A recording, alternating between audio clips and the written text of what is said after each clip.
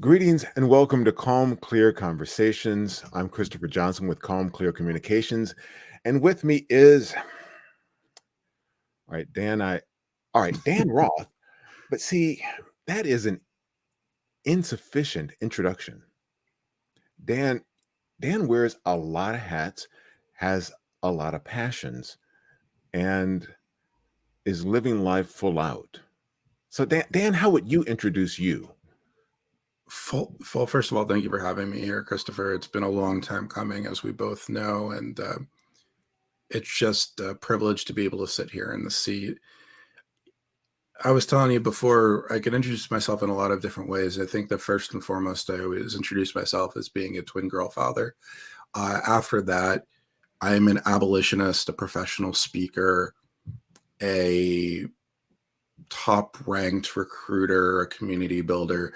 There's a lot of different derivations, but everything that I do, and this is really my centralized focus, everything I do, regardless of where I'm at, follows along the lines of promoting positive mental health.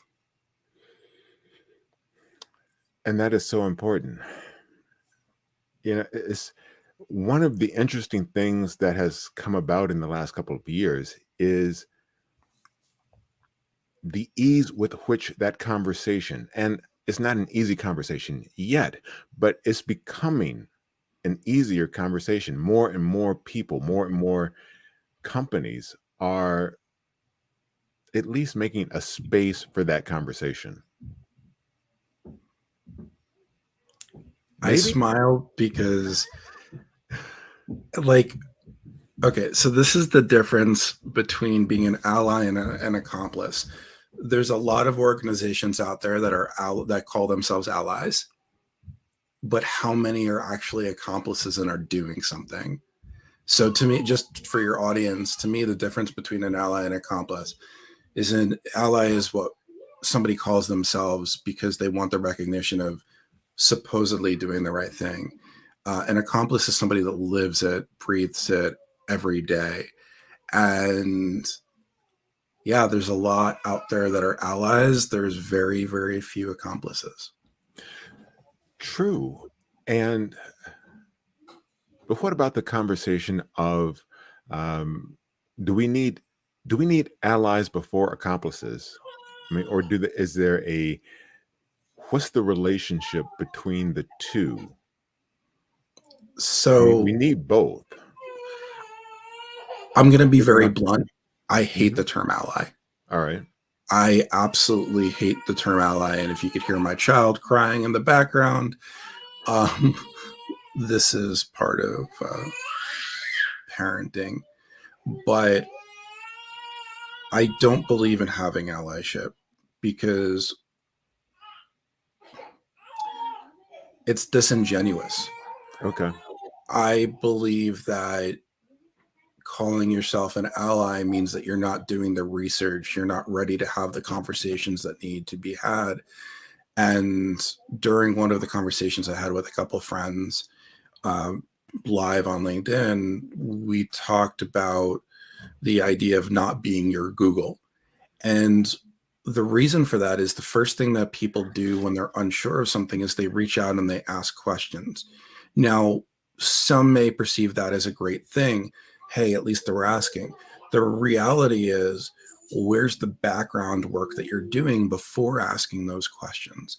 If we're talking about diversity, equity, inclusion, it is not your job as a Black man to tell me what it means to you don't tell me about drowned hounds. You don't tell me about uh, Martin Luther King. You don't tell me about the real story of this stuff because it's all public knowledge. Likewise, when Yeah. somebody asks me what it's like to be colorblind or to be neurodiverse, hey, you got Google. So when it comes to the Yeah. relationship between accomplices and allies, there's two things. One is I encourage people to do the research themselves. Um, the second thing I encourage them to do is listen. And then the third is get involved. And that's when you really have to make the determination of how far are you willing to go? How far are you willing to take yourself, because being an accomplice, being in these line of work, regardless of whether you're talking about mental health or diversity, equity, inclusion, uh, or otherwise, it's not easy. And we No, can't pretend that it is. no, I agree wholeheartedly. And I like the way you said that. Don't rely on someone else to be your Google. Look up the information yourself, seek it out. Hey, questions, absolutely. Questions are fine after you have done your research. Questions can help you fill in the gaps of missing information. Yeah. And there's no shortage. I mean, No. if we look just, so we're on LinkedIn, if we look just at who we see in positions to make a difference, Elizabeth Leba has an entire website dedicated to courses talking about diversity, equity, inclusion. Lisa Hurley, I mean, I do a podcast every week, which I'm actually doing right after this, with Future Kane. We have Netta Jenkins. You have Rachel Beck. There is no shortage of people that have resources that are out there so that you're able to really identify, learn before asking those questions. And the great thing about it is once you've done the research, the quality of the answers you're going to get are going to be so much more in depth and so much better because you have the context for which to put them. If you're asking Absolutely. about why we need to do diversity recruitment, but you don't understand how we got to the gender and racial wealth gap to begin with, how effective is it going to be? But once you have that background, now you can put two and two together. True. And after doing the research, it enables you to ask better questions. Mm-hmm. So not superficial, not just, surface, but better, deeper questions. And as you said, listening is the thing that will move it forward. Yeah. So Listening is something a lot of people don't know how to do. And to be perfectly frank, being neurodiverse, being ADHD, I'm not always the best listener. But if we're able to hear, interpret, and analyze, then it gives us a lot better chance. And that's when you do internalize, then it almost creates that pause between listening and response. And it's that gap that we have to sit in, that when Future says sit with yourself, that's what she's talking about. Because when you're getting the information, you can't automatically know how to process it. So when you sit there and you think about how does this relate to me? How does this challenge my preconceived notions of what's going on? And how will I be able to utilize this in changing my future behaviors? Then when you do react, when you do ask questions, it's that much more powerful. But not only that, you command a lot more respect. that's true. And all right, so what books are on your reading list right now? Because thus far, you've made me very curious about, in addition to conversations, in addition to just, a look on Google, what resources, what books do you avail yourself of to gain insight, information? That's a great question. And what's going to come, so this is going to come across as me potentially name dropping, and I don't mean it to be. Uh, One of my favorite books, and this is not for the faint of heart, is Dr. Joy DeGruy wrote Post-Traumatic Slave Disorder. That is, she's one of my heroes. She wrote the foreword to another one of my favorite books, which is John Graham's Plantation Theory. Jackie Abrams has two books out, and those, excuse me, those are called Hush Money: How One Woman Proved Systemic Racism into Her Workplace and Kept Her Job. So she has two books. You have Caste, which is a really good book. You have The Color of, shoot, I have it case, there's another book that talks about redlining. Elizabeth Liba actually has one that is going live on December 14th. So right now it's in pre-sale, and her book is, oops, I just clicked on the wrong link. I'm looking for the name of her book. But her book is called I'm Not Yelling, A Black Woman's Guide to Navigating the Workplace. So these are all places to start, but there's so many books that are out there that really talk about these things. The thing with it is when you're talking about diversity, equity, inclusion, when you're talking about neurodiversity, there's so much out there. It's hard to pinpoint just a few, because what are you actually looking for? What are you looking to learn? And that plays a key component of it. One of the reasons I love John's book, Plantation Theory, is because even though it's a very deliberate and very real look into his life as a Black man at corporate, he's such an eloquent writer that it's like Morgan Freeman talking to you. It just, or you, shoot. I mean, look who I'm talking to. It's like Christopher Johnson reading the book with how it is. So it's a very good introduction that will only go further. And John's writing another book. I can't wait for him to put it out. Okay. So Joy DeGruy, or Dr. Joy DeGruy, how is that spelled? Because I'm looking for her book so I can add it. Will. Yeah. So I'm going to post it in our private chat. I don't actually like posting Amazon links, because here's the thing with it. And I want to keep in mind, I do work for Amazon, although I can't speak for the company. I want to make sure authors get the full compensation for what they do. And when you order it through somebody's website, it's a lot. It goes directly to the author.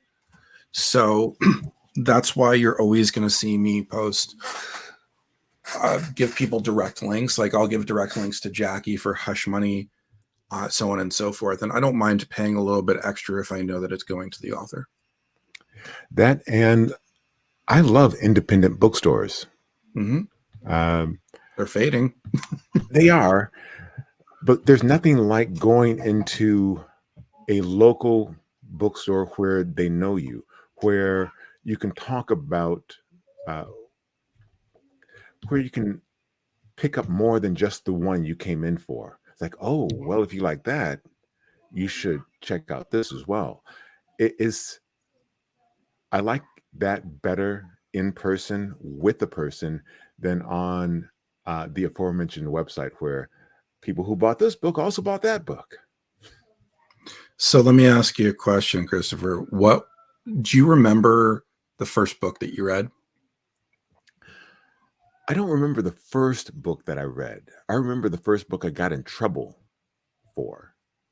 Okay. Dish it. All right. So both my parents were teachers, and there was a wealth of books in the house, and I thought they were all available to be read. I started reading Richard Wright's Black Boy, and it was really good. And my parents took it away because they didn't think I was old enough for that one yet. Okay. So I went to the library and checked it out. That's awesome. So your parents didn't get upset with you because you read the book. They got upset with you because you read the book too early. According to them, yes. Yeah. What I took for granted as a kid is what my normal was. I thought that was everyone's normal. Both my parents were teachers. We had a ton of books. We had encyclopedias. They encouraged reading. I had to be forced to go outside and play as opposed to picking up a book. It's like, all right, well, but can I finish this chapter first? So that's not everyone's normal. And it is interesting as you go through and have conversations, you discover everyone has a different normal, and it's where you can bridge that gap in communication and have understanding of others always deepens the connection. I think what you just said touches on why my favorite genre is my favorite genre. I grew up reading biographies. In fact, I was just talking to Future and Gabe about this last night. They say hi, by the way. They're like, finally, you're part of the Christopher Johnston Club. Um, so I was talking to them like, I love biographies. The first book I ever read cover to cover, and this may shock some people, and some people may not even know who I'm talking about, was George Washington Carver.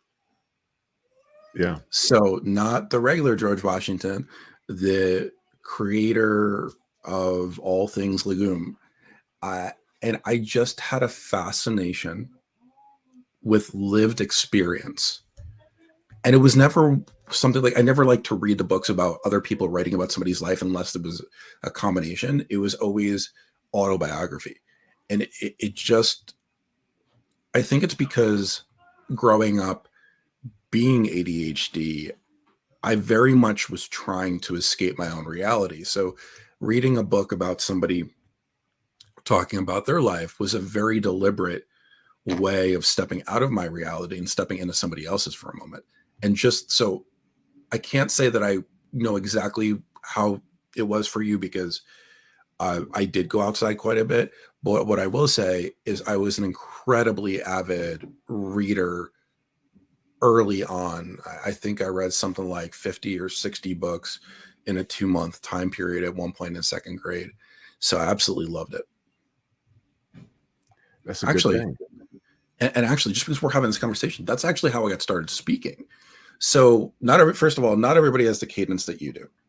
And I love listening to you. I just want to say that not just because you're the host of TEDx Detroit. No, my mother was also an educator and she taught kindergarten.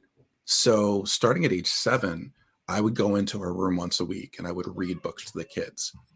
And to get a kindergartner's attention takes a lot.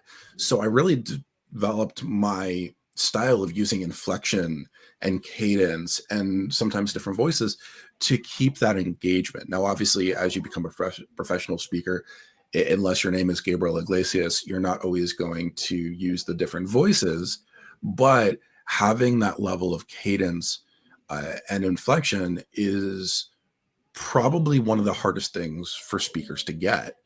And this is why we spend so much time doing the work that we do. I mean, you're more of a professional than I am. So I'm preaching to the choir right now. I'm not sure I understand the phrase more of a professional. If we're professional speakers, then we're professional speakers. Yeah. Let me rephrase. I was trying to be nice. You are a more experienced and tenured professional. We are both in the process of getting better and acquiring skills and audiences. So there we are. Okay. So I will agree with you. Here's what I will say. I am at the precipice of really pushing. So this is my next iteration, right? So I always look 6 steps ahead. You talked a little bit about how many buckets I'm in. Professional speaking is really my future in a lot of ways. So I've been working with some people that I'm not gonna use your platform to promote, but my final step was doing that speaker reel. So that's currently in production. We just met about storyboarding, everything's together. And then once that's done, I'm already on e-speakers. I talk about speaking all the time. Jen Buck, who's one of my best friends in the world, is a professional speaker. So I have all my assets together. Now, the scary part is, how do you actually get those jobs? I could sell you. I can't sell me. It's hard for me to develop that. I understand. And, and see, that's where a network and those relationships are key, because it is that one person saying, "Oh, I saw Dan speaking here. He'd be great for our group. Yeah. Uh, and yeah, it snowballs, it builds.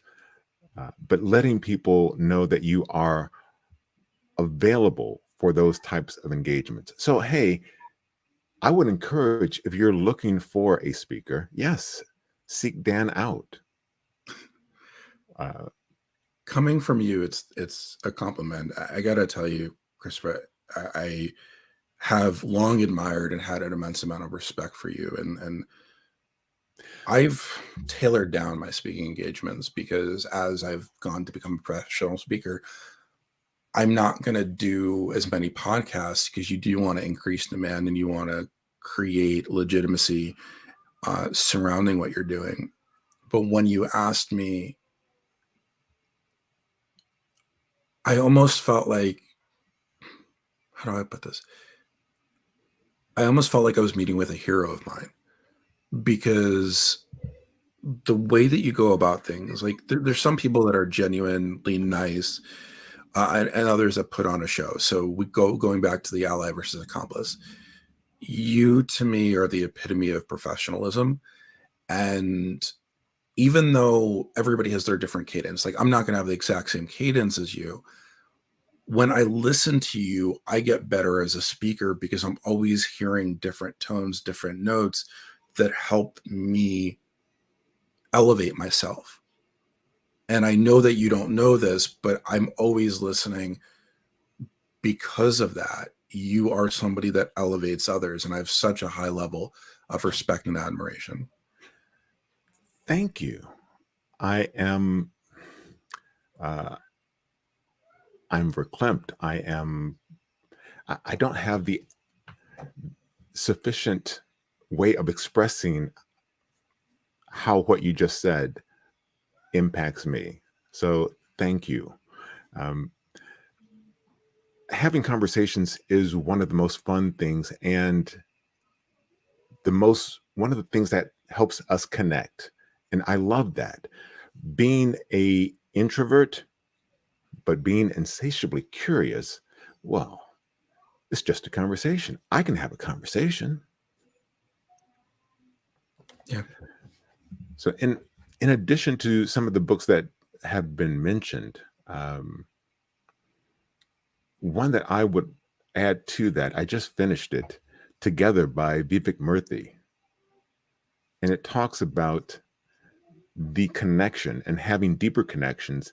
And a lack of that is what has led to a rise in the estrangement, the vitriol between everyone. It's like, yeah. Um, Yeah. there was a book years ago, Bowling Alone. And, at the time, people thought, well, all right, there's a decline, but all right, we're still civil. It has gotten worse. But things like this, having conversations, having other people that you can network with, engage with, laugh with, exchange information, help each other to become better accomplices. It's a beautiful thing.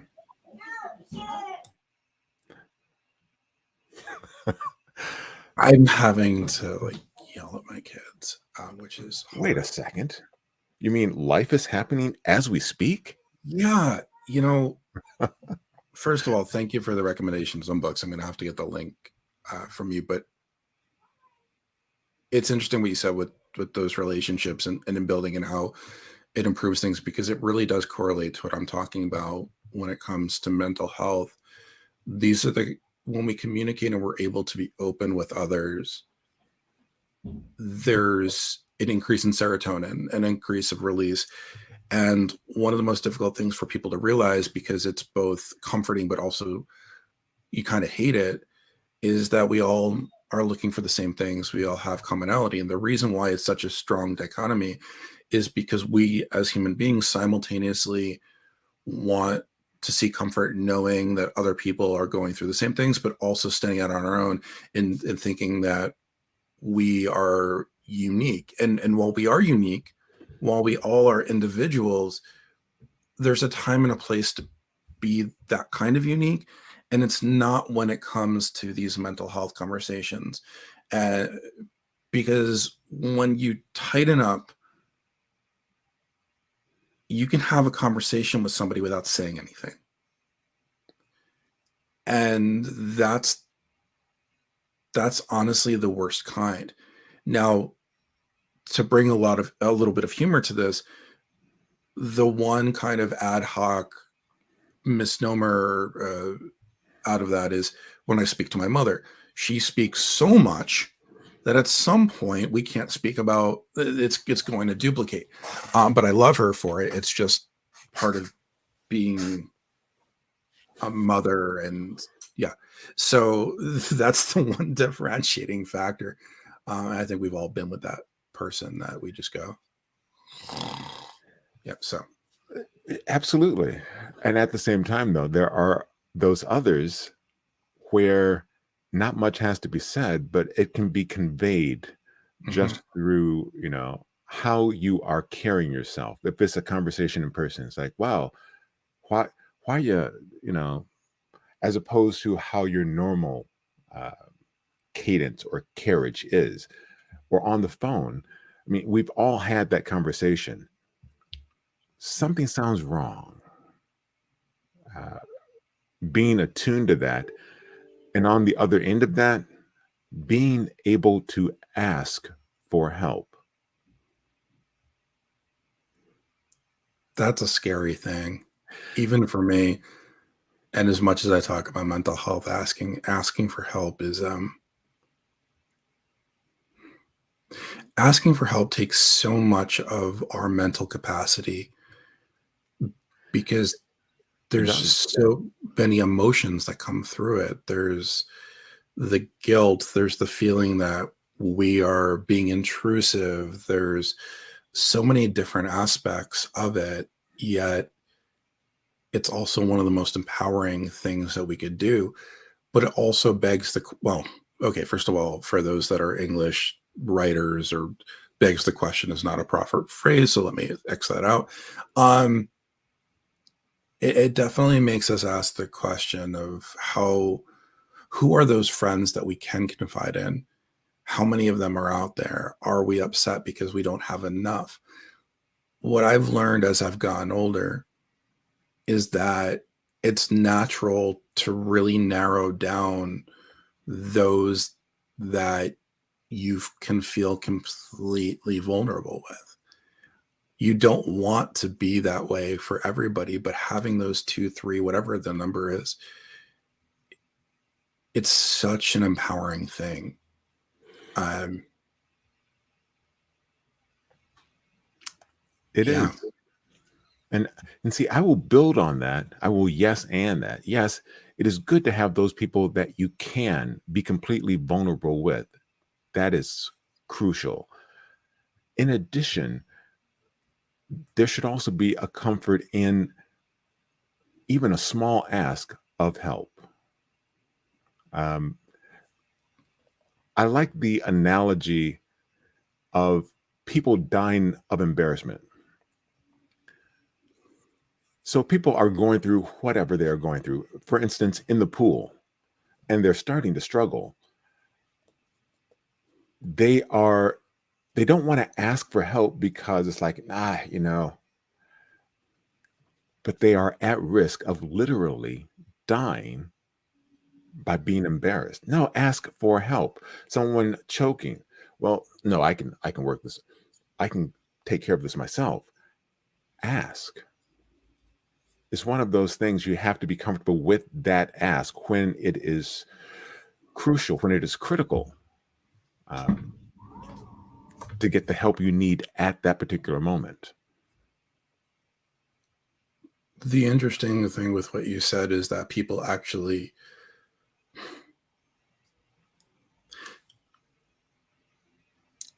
have died before asking for help. Like when you talk about it, it's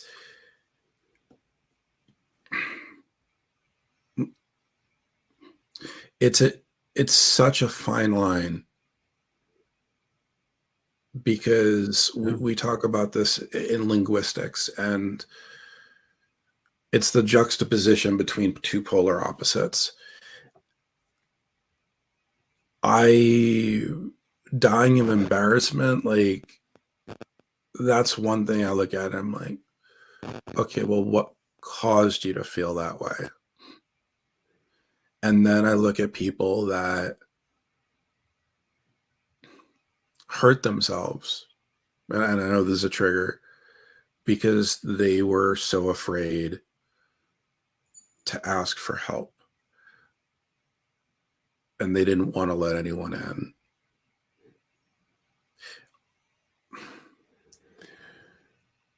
Yeah. Words we use matter. I know that the old saying when we grew up, I don't know if they say it anymore, but is sticks and stones may break my bones, but words will never hurt me. But that was a defense mechanism. That wasn't the truth.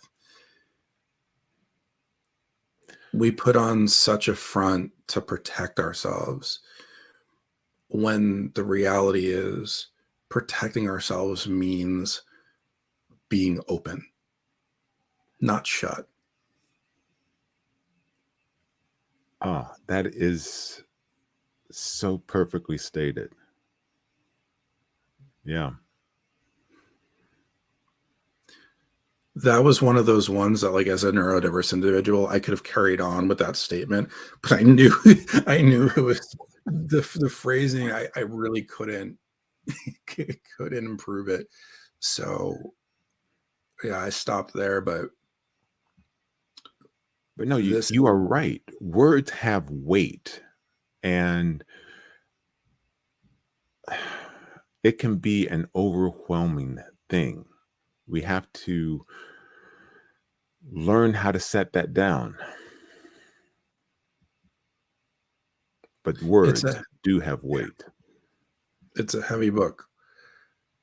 It's definitely heavy, and I didn't mean to interrupt you. It's to me, the analogy is you are in college, you're getting ready to go to your classes for the day. You stack your book bag, 500 word books deep.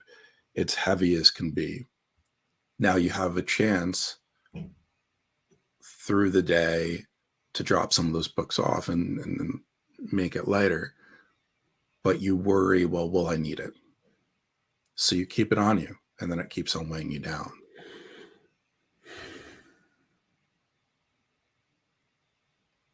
The choices Yeah, we make, right? absolutely. Absolutely. Yeah. Yeah. And the stuff, but see, here's one of the things that goes along with that. A kind word that we might not even remember saying can carry someone a great distance. Mhm. So, I have talked to people and I said, when you said this to me on that day, it made such a big difference. And they look at me quizzically. Wait, what did I say? It's like, oh, you said this? Huh. I don't remember that day at all. But it made an impact. And things like that, as people, as humans, we have to go through life. Yes. But we can be kind as we do that and have a smile, have a moment of understanding, a moment of connection, looking at somebody, not just having a perfunctory experience as we grab a coffee or go through the checkout line. Be human in that moment. What you're touching on is one of the principles that I live by. So often when you talk about being kind, I think so often we assume people know that we appreciate them. So one of the habits that I make is to try to take a step back in every situation and look at how the situation is affecting different people. And I let people know that I appreciate them based on what they're doing. And it may seem silly to some, but the reality is we don't know if we're appreciated unless we're told. We can't make that assumption. People are so vested in what's going on right here that they can't always see the body language or what we think is an obvious representation of that appreciation. So why not tell people, worst case scenario, they say thank you. But sometimes, just like you said, they have these immensely long lasting effects. Um, I had, I've been really humbled because I've had a lot of people that have reached out to me over the last year saying something I said or a post I did really spoke to them. Arwen Swanger, who's become one of my close friends, like I came on LinkedIn one Saturday morning and my picture was up on a screen and she was talking about how much I impacted her in times that she didn't know if she could carry on. I had no idea. I had no idea. Like you said, I thought what I was doing it's just a normal part of my behavior, but to somebody else, you just don't know how large it is. Now I know that we have a question or a comment. So, because I saw you looking at it. Well, yeah. So Ziz, words have weight. Um, yeah. So Ziz is somebody you should connect with. He is he is a coach and a speaker and a former professional athlete. He's someone I am happy that I found that our circles have connected, and I'm a better person for that. No, what Ziz is talking about, and as we're talking, I'm sending him a connection request. Uh, so what he's talking about, and I honestly cannot get into this conversation in too much detail because I just don't feel like I have enough information. But what Ziz is talking about reminds me a lot of how some of my friends referenced Kyrie Irving with what he went through in the media recently, or what Yi has gone through as far as some of the things that have happened. And even though they're not directly correlated, there is a sense of saying the wrong things and doing the wrong things having serious consequences. Now, with that example that he gave me, I don't have enough context to provide a direct response, but the link definitely crossed my mind. Same. Is yeah.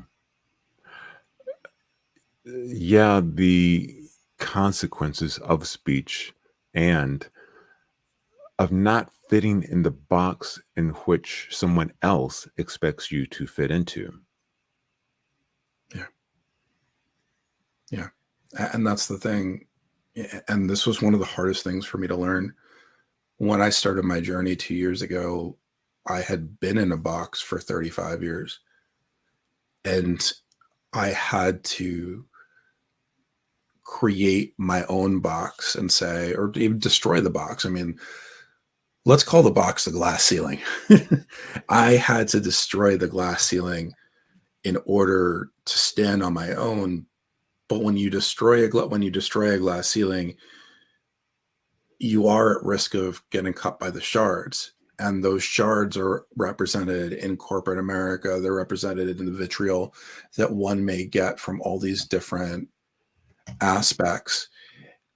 And it's not always going to go our way, but we have to feel complete enough to know that we are grounded in who we are, and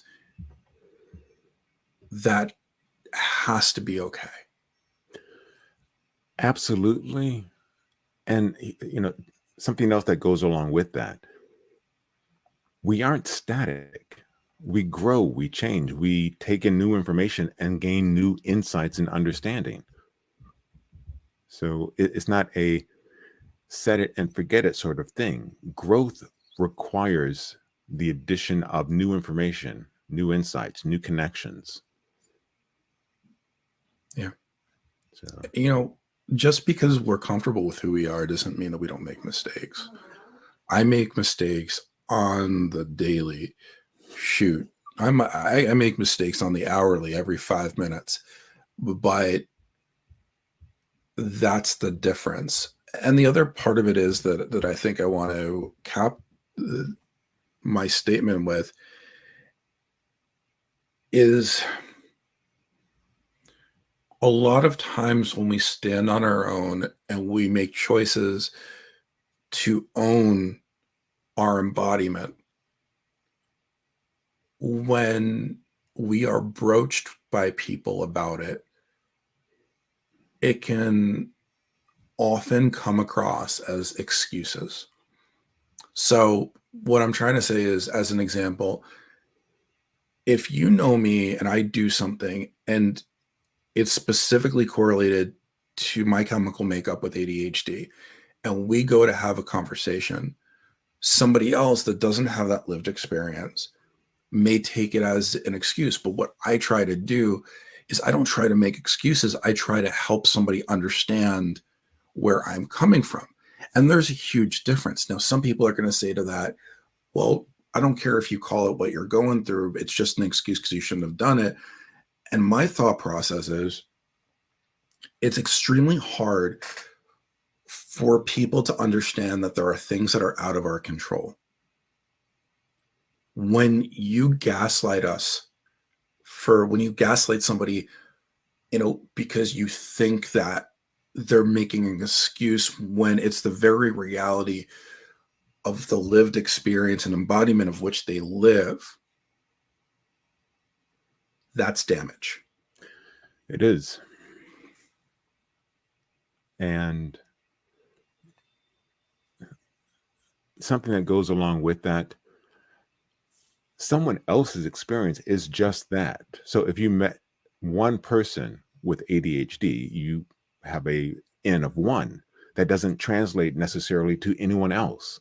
Everyone has their own individual lived experience. Yeah, everyone really does. And we have to appreciate and respect that lived experience. The key there is, though, we don't have to agree. True. That We is just have very to true. respect. There's a big difference there that's an entirely another show. But the Wow. difference between respecting,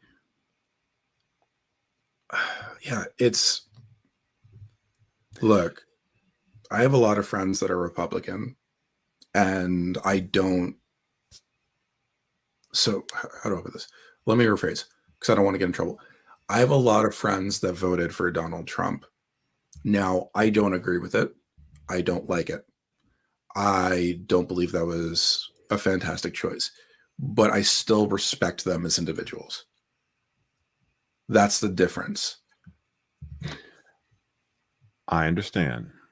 And a book that I will add to that list is We Need to Talk by Celeste Headley. She's an interviewer. She is a speaker. Check out her TED Talk about having better conversations. And she's had conversations with people she vehemently disagrees with. They've been great conversations on air in public. And it's not by accident. She has better conversations on purpose. And through her books and TED Talks, she helps others to have better conversations. So, Dan, you have, let's see, a couple of things I want to make sure that we talk about. Sure. All right. So you have something coming up with Future. You mentioned that. Yeah. So that's our series, Healing Our Future, in which every week, Future interviews different individuals that have touched her life, and they talk about how racism is affected and the healing process. That's going to be a 6-month series, at least. And this was one of those situations where I had to step back because I'm used to being on camera, right? For me, I'm not a producer, but I loved the opportunity to work with a close friend of mine, and getting to listen and produce allows me to internalize the information that's coming in. One of the most impactful things I have ever heard, regardless of whether I hosted or otherwise, was our first talk with Dr. Nadia Lopez. And I was so blown away. I said to her afterwards, I'm like, I just need you in my life. And we wound up having a conversation, and she's become a dear friend. So this is why we have these. And really my focus has been, as the years have gone on, creating more events for furthering education and less kind of, I don't want to use this term, but I'm going to anyway, and less fluff. Sorry, that was a very long answer to a very short question. No, that was a really good answer to an okay question. Now, is there a link for this, or would you prefer that people follow you and or Future to be made aware of when these conversations happen? So great question. I'll post the link in the private chat. This is literally coming up in 40 minutes. And then I think, yeah, the next episode is going to be on the 30th. So here's my thing. I believe in utilizing my platform for the greater good, and knowing that as a white showing male, I have the privilege of having a platform that people are going to view in ways that they may not otherwise. The reason I'm bringing that up is because you mentioned something extremely important when you asked very deliberately whether somebody should follow myself or Future. Follow Future. I am the vessel. Future is the show. And our show is live on pretty much every platform, including we go live on Twitter, we go live on YouTube. It's going to go live on her page, my page. We've really built it out to be something that kind of elevates beyond just LinkedIn. This is conversations that need to be heard, and in doing so, we got very lucky. We're working with a woman named Christina Sanderson. She's 22-year-old Black female, owns her own PR firm. We're going to be working with her. We're going to be working with the team at Inky Black. There's going to be shirts that are coming out with "Sit with Yourself" and all this other kind of stuff. One of my goals, one of my bucket list items is I want to help Future gain that global exposure, because the way that she goes about things will make the world a better place in a way that I don't know that I can individually. So yeah. I will go to the ends of the earth to make that happen. And see, like you, I am also in the Future fan club. How can you not be? Exactly. If you've met Future virtually in person, then you're part of the Future fan club. Yeah. So, and something else I wanted to make sure we touched on, the job seeker resource that you have, the group. Yeah. I let down the group for a little while. I'm going to be honest, as I was kind of reinventing things, because something that people don't understand is that I have to sit six steps ahead of the curve. When I was doing my original post that gained me all this fame and notoriety, I was filling a gap, but those things change over time. So I created this resource group, this resource community that's coming up on 11,000 members. And the objective was to create a bias-free, solicitation-free environment for people to get what they need. We have Emmy Award winners in there. We have recruiters. We have resume writers. We have everybody that you could possibly need. And it's all very, very, very curated. Now, here's the thing with this. I can only put out what I can put out. It's the responsibility of the individual to take advantage. Most groups on LinkedIn don't do very well. We only have about a 32, 34% rate as far as people that are active in the community. That may be average for LinkedIn. That's not good for me. And what that means is that people are coming in the group and they're including because they want to be part of it, but then they never take advantage of it. There's so many opportunities in my collective for professionals to get new clients, for candidates to find the resource that they need. I mean, we have Sarah Johnson, who's one of the top job search experts and resume writers in the entire world that's in there. And she has an entire website devoted to creating low cost resources. We have so much that's there that people are just not taking advantage of. And for me, I went silent for a little bit because I needed to kind of decompress, reinvent. But now that we're going into this recession, now that we're seeing 130,000 people in tech lose their jobs in 2022 alone, I'm trying to figure out ways to ramp up and to provide those additional resources. But for anybody that's listening, if you do need those resources, feel free to join. One of the hardest parts of finding jobs, of living in general, is networking, because you feel like there's no two things in common. The reality is, when you're in a group together, whether it's 100 or whether it's 11,000, just being part of that group together gives you a sense of commonality that allows you to intermingle, interject, and be there for each other. Aziz, I will send you the link after, or Chris will. Honestly, right after this, I have to restart my other computer, get my studio set up for healing our future, but I will do my best. Okay. Again, a long answer. You did not choose somebody that's short on words to talk today. And that's a good thing. Now, all right. So, Dan, I have thoroughly enjoyed our conversation. You've given me and others a lot to think about and take action with. So thank you.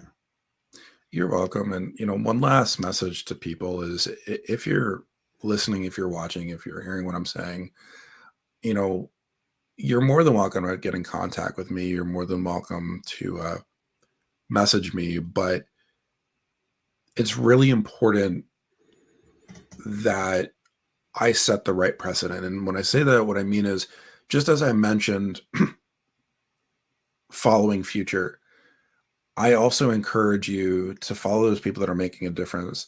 Sharita Washington, Crystal Howard, Dr. DeGrew, John Graham, Jackie Abrams, Lolita Walker, these are all, Mark Talley, Desiree B. Stevens. These are all people that you should be following, that are actively making a difference and having conversation that you've probably not heard of, because we live in a society that still likes to shelter voices that need to be heard. And one thing that we can all do to be better accomplices is highlight, showcase, push those voices forward. And Dan, thank you for being one of those people that does that. I think we both grew up in the idea that when you push others and when you promote others, it truly is promoting yourself. And I don't do this stuff to get credit. Like, I didn't get into diversity, equity, inclusion so that I could be on a highlight reel. I don't make any money from it. I'm here because my children deserve a better future than is currently out there for them. And the only way I could do that is by dedicating every moment, every breath, every day to really pushing the envelope on what's possible. That is a really good place to end. Dan, thank you so much. Not that Dan Roth. I've never gotten a reaction from Daniel Roth. So for those that don't know what Christopher's talking about, the editor of LinkedIn is Daniel Roth. And Brenda Meller actually created the Not That Dan Roth moniker for me, but he has never responded to a thing I've done. I think he I think he's probably like, who's that tick on me? So maybe one day the two Daniel Roths will have a meetup. But until that point, I appreciate being here. I appreciate you. Appreciate your time, your energy, and truly, and most importantly, the heart that you put into everything you do. So from me to you, I'm grateful. Likewise, sir. Thank you very much. And thank you all for watching, listening, contributing. Interested in learning more about any of the items that you've seen in today's session? Leave a comment below. Interested in being a guest? Leave a comment below. I help event planners and organizers produce virtual events. Learn how I can support your virtual event by connecting or leaving a comment. Thanks for watching.